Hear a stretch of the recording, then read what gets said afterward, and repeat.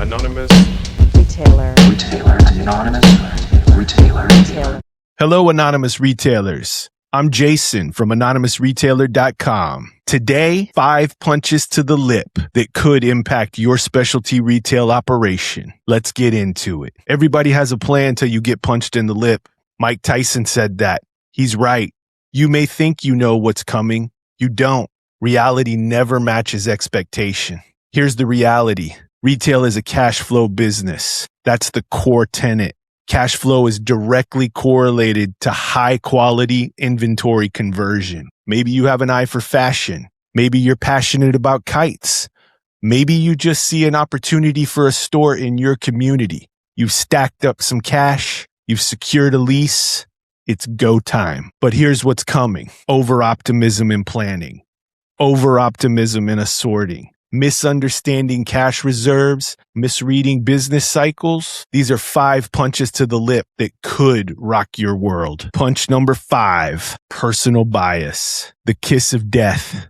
I know what will sell. It's not about what we like. It's about where the customer is transacting and wants to do business. The operator winds up with a store full of what I like, the brands I like. You can't build a business like this. You have to be unbiased and follow the customer. What you love doesn't equal what moves. Buying operates on emotion. Selling reports back, this isn't moving, but buying ignores it because I believe in this product. The loop collapses. Here's what to watch for. Products sitting on the shelf you keep defending. Velocity showing strength in areas while your loved product has cash trapped in it. Here's the retail therapy. Assess the data. Understand where the customer is transacting. Push personal bias aside. The product needs to move. The path of least resistance is following the customer, not your opinions. Punch number 4, not understanding where the customer wants to do business. ASP. ASP equals average selling price. Total revenue divided by units sold. ASP is where the customer shows their hand. They're voting with dollars, and ASP shows you exactly where that vote lands. You don't have to guess. Let them tell you through their transactions where they want to do business. Here's the operating failure. You've got stock at $599. The customer is wanting to spend around $400 to $450. You have cash locked in price points that the customer doesn't want. Thin inventory where the customers are actually spending. The inventory itself might be exactly what they want, the right category, the right product type. But if the price point's at $599 and they're transacting at $400, you've deployed those dollars at the wrong price band. The customer revealed themselves. You weren't watching. Your buy sets intention with pricing alignment. ASP tells you where that alignment actually sits. Ignore ASP, and inventory doesn't move because it's priced where customers aren't transacting. Here's how to use ASP. Calculate ASP by category. Center your core offering around that price point. Build depth there, not at your preferred price point. Stock up and down around ASP for range, but the core of the assortment stays anchored around ASP. For new operations, you don't have ASP data depth yet. Keep the assortment small until you get visibility. Don't go wide and deep on day one. Start tight, let the market vote, then build depth around that ASP signal. Here's what changes when you bring your assortment into focus around ASP. You offer a more compelling assortment in the zone where the customer wants to spend. The bigger the target area, the more opportunity to transact in margin-rich goods. What you don't want is a top-heavy assortment that's not compelling. You end up having to gut margin revenue to bring pricing down. That's recoup. That's not retail. Identify the customer through ASP, build the assortment, sell the goods, extract the cash, move on. Follow the business where it's at, not where you want it to be. Punch number 3. The retail fog, the glow of peak velocity that blinds you to the clock. Operators mistake momentum for permanence. You have a strong 3-week run-up through the highest volume period of the season. You rang the bell. You crushed records. You smoked last year's numbers. Listening to an instinct is a present event. It's taking in the current environment. You cannot have instinct about future events. Your instinct says it's hot, buy more. But instinct doesn't know where you are in the selling cycle. It doesn't know peak from fade. Instead of acknowledging the win and sitting tight, you bought the top. You unwittingly deployed all your hard-earned cash into a falling volume pattern. 3 weeks later, business is falling off and payables are stacked up. The goods aren't moving. You're looking at inventory, not customers. You have to maintain spatial awareness of where you are in a selling and buying cycle to maximize and preserve cash flow. Retail fog breaks timing discipline. Selling reports we're in the zone. Velocity is hot and buying responds emotionally. Buy more now instead of strategically. We're near the peak. Sell down and extract. You're buying on the backside of the zone when you should be clearing on the front side. Here's the retail therapy. Hit the zone, put a dent in the inventory, move to the next zone. You're not there to live in it. You're there to capitalize and clear. Nobody went out of business because they sold out. That was Matt Powell. Selling isn't a failure. It's execution. The fog makes you fear gaps. The reality is gaps during the peak mean you extracted cash. You won. Reload after the pullback, not during the peak. Punch number 2, cash flow understanding. The confusion. Operators think cash flow means money in the bank account. What it actually is cash deployed, cash recovered, margin produced. Profit versus cash flow. Profit is an accounting scorecard. Cash flow equals a production metric. You can be profitable on paper and still go broke. Recoup versus production. Getting the second dollar requires skill. Here's the math. You buy a product for $1 cost. You sell it for $2 retail. $2 flows through your register. The recoup equals getting the vendor's $1 cost back. Production equals generating your $1 margin, and that's free cash flow. The vendor's $1 always comes back every time. The vendor's going to get paid no matter what. The retailer, it is on us to earn our dollar through execution. Most operators are in perpetual recoup mode, cycling cash and not producing it. The business is called retail, not recoup. Getting the second dollar requires skill. The first dollar, the vendor's dollar, it's coming back no matter what. That's recoup. The second dollar, your dollar, that's where the skill shows up. Buying right, pricing right, turning fast, avoiding markdowns, extracting cash before velocity drops. That's retail. The whole thing runs on cash production. Your buying deploys cash, money out. Selling converts inventory into cash, money in. But if you're just recouping instead of producing, your system's going to starve. The time problem. You put cash out to your vendor. Maybe it's up front. Maybe you get terms. You put cash out on your floor as inventory. You may not get that cash back for 30, 60, 90 days. That depends on how precise your buy was. The gap in between when you paid that vendor and when that inventory converts into cash, that's the time dilemma. Understanding inventory turn. Turn rate is how many times a year your inventory converts back to cash. How many times are you flipping that inventory around? The benchmark is 4 turns a year. It's a 90-day cycle. That's 90 days of inventory on hand. You start getting under 4 turns, and you're going to lock up cash.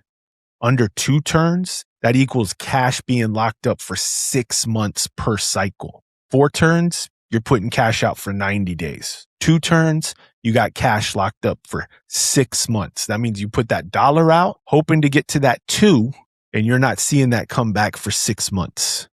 Think about that. Cash loves speed, not time. Operators think about time in the framework of how long until inventory sells. They should be thinking in the framework of speed. How many times per year they cycle through their cash. 4 turns means you're cycling cash every 90 days. That's cash production quarterly. 2 turns, you're getting bogged down. You're only cycling the cash every 180 days. That's twice a year that you're cycling your cash. The difference isn't just how long cash is locked. It's how many production cycles you get per year. Cash doesn't care about patience. It cares about velocity. Why your turn rate matters. Slow turning inventory dims the margin production horizon. You can't see when cash comes back because it's too far out. It creates pressure on margin itself. The longer the inventory sits, the more likely you mark it down to move it. And here's the markdown impact. Back to that, I bought it for $1.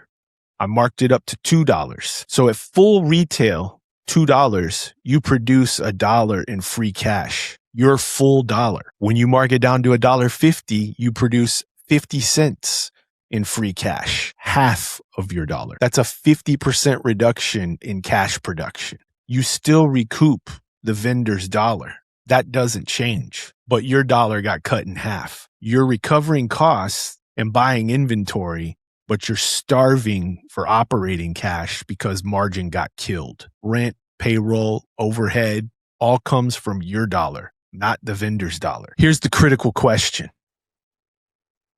Is inventory flow eating all of your cash? Are you deploying so much into inventory that nothing's left to operate? Sales look fine, but you can't pay the bills because cash is locked on the shelf. Why it kills. Revenue doesn't equal cash. If you're just recouping without production, that equals a slow death. Inventory flow that consumes everything with a 0 liquidity buffer equals 1 velocity miss and the whole thing seizes. Not gradually, immediately. Punch number 1, the knockout punch. Bad open to buy discipline. Here's the unpopular opinion. Open to buy is not a sales planning tool. It's a cash flow planning tool. Open to buy and cash flow go hand in hand. Open to buy aligns with the sales plan to create a cash generating plan. If you're overly optimistic with your sales planning, the inventory flows follow, creating a cash flow crunch downstream. You're not planning what you hope to sell. You're planning how much cash is to be deployed based on realistic turn expectations and volume zone timing. Optimism in your sales planning becomes cash flow deployment without discipline. That's how operators strangle themselves with their own inventory. What open to buy actually is, not what to buy, it's cash deployment with a return timeline. Every open to buy decision is a cash commitment with an assumed recovery window. Open to buy is the control mechanism. It's where buying sets intention, not just what to buy, but how much cash to deploy, when and where. Good open to buy means buying responds to selling signals with cash deployment precision. Bad open to buy means buying operates blind. When open to buy breaks, the whole thing collapses. Here's how bad open to buy wrecks you. Number 1, you're deploying cash blind. You don't know when cash comes back. If it comes back, whether you'll have the cash to operate while waiting, or if you're deploying where customers actually transact. Number 2, you overcommit available cash. Bad open to buy locks all available cash into inventory. No reserves, 1 velocity miss, and you can't make payroll, can't cover rent, can't operate. Number 3, you deploy cash at the wrong time, buying too early and cash gets locked in before the selling window opens.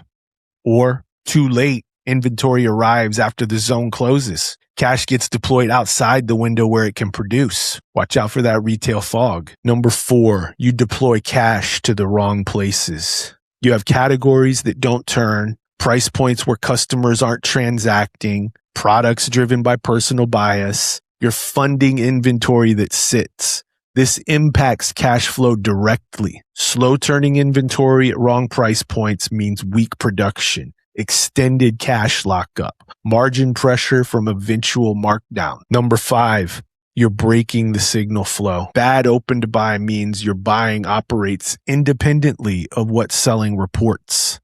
The loop breaks. Selling is screaming this isn't working, and buying keeps doing it anyway. It's called retail, not recoup. The vendor's going to get their dollar back every time.